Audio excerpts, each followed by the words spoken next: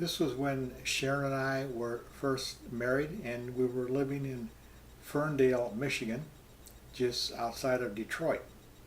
And I had this wonderful job in an engineering job shop.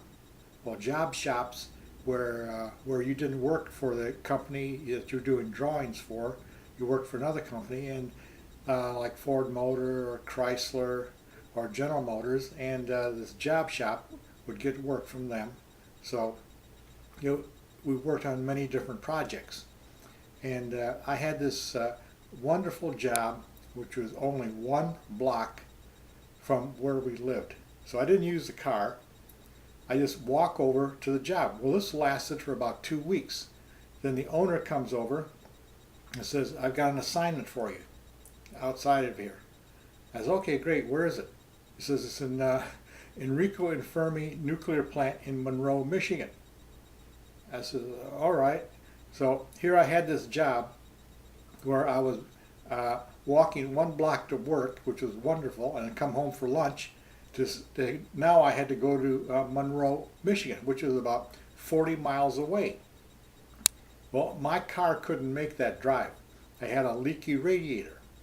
So I was really stuck to what to do, and I couldn't afford to buy another car. I had like a 1954 Ford, and this was in like 1962.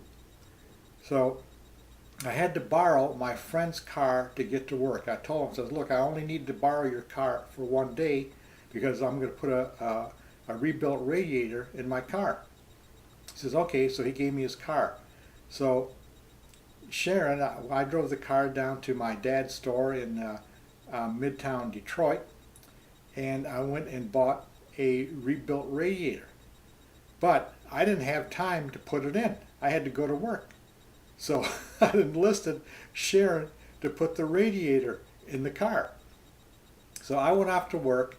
Sharon had the radiator, and she's in front of my dad's radio and TV store, parked there in the front.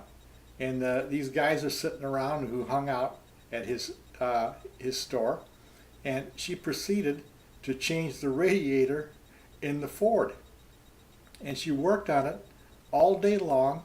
Now this is a woman who wouldn't get out of a car when she was a teenager to help push another car. Now she is changing the radiator in the car. And she spent all day changing that radiator. And she got it done, and it was a fantastic job. It worked. And then she said to me, "You know, those guys are sitting on out in the front of your dad's store, and not one of them would offer to help me."